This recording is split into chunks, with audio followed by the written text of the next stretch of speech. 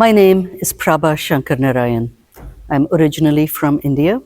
I live in the United States now.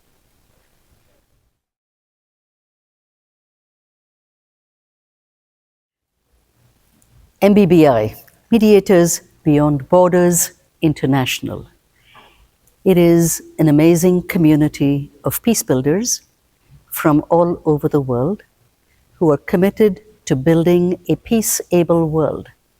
We go where we are invited, and we build partnerships with organizations and communities around the world in order to provide support, partnership, knowledge sharing, and community building.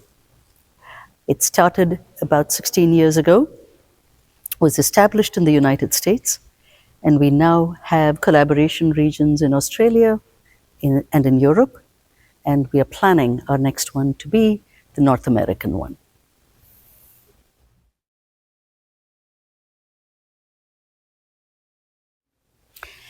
Why is the summit held?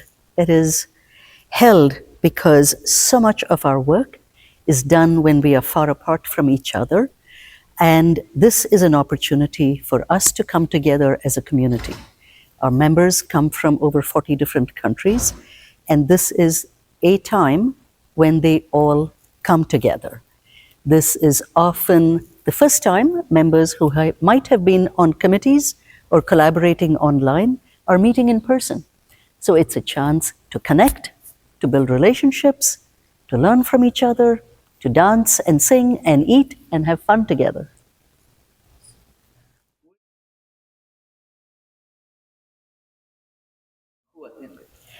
That's a great question, the places where it has been held. In the first few years, because the majority of our members were in the United States, we had them in Colorado, in New Orleans, in Baltimore, in Washington, and LA. And then we had a board member who was from Turkey. And she said, we should have the next one in Istanbul. So the first one outside the United States was in Istanbul. And then, because we loved being in Europe and in Eurasia, we then went to Bucharest, and then we went to The Hague, and then we went to Nairobi? No, Bali, Indonesia. And then we went to Nairobi, and now we are in Lima, Peru.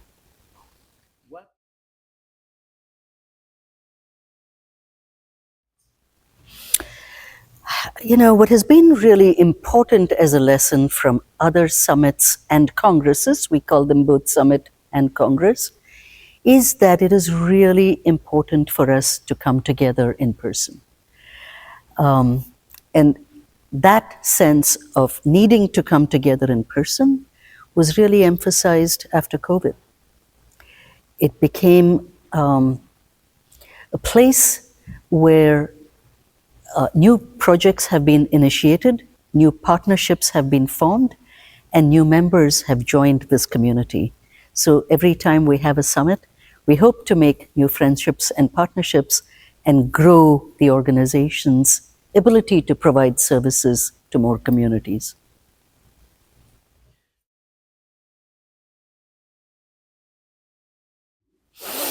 So the focus of this was really on pathways to responsible development and sustainable resource management. We are living through a time, as we have all heard, of multiple crises. There is the crisis of what happened during the pandemic and its impact, which we are still reverberating with, the economic impact globally, the impact of artificial intelligence and its use in various ways, and climate change. There is no question that we are now seeing, as a result of both climate change and conflict, the largest migration of populations, which makes it really important for us to address how we take responsibility to equitably and responsibly distribute and manage resources. So this conference's focus, Peru is, as I have learned over the last 5 days, a mining culture. Peru has leadership both in terms of developing responsible standards for the industry, as well as examples of communities, government, and mining companies developing collaborative partnerships. We saw some great examples of that. We had representatives of the mining companies speak, we had representatives of government, we have representatives of many different communities coming together to share their knowledge and information for the rest of the world.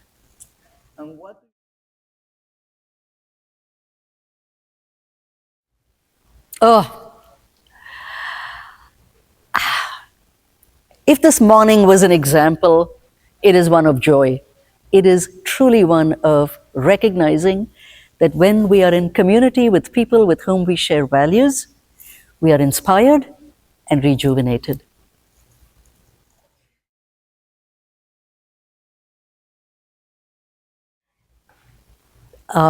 We did the message that I am taking away from this summit that I really want the world to hear about comes out of one of the processes and many of the presentations and panels. We did what is called a mind mapping process where we identify what some of the trends are that are affecting the theme of the summit. One of the most dominant trends identified was the leadership of youth in South America. And so the idea, the fact that youth are leading efforts across the continent gives us all hope. So the message that I take away is we all need to make the way for youth leadership to support their participation and engage them more fully in this process.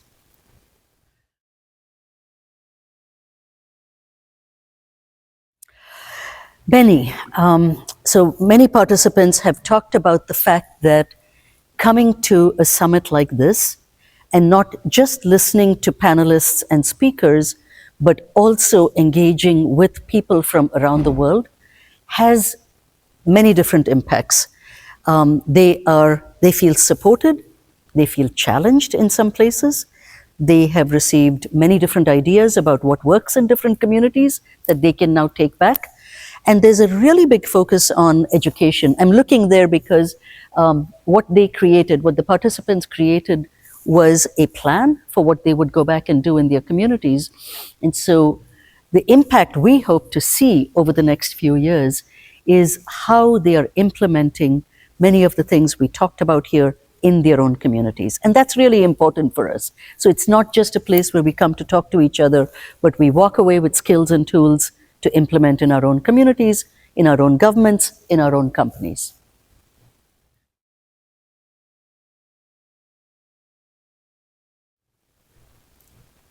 It was an event that brought people from many perspectives, people who recognized a shared sense of commitment and hope.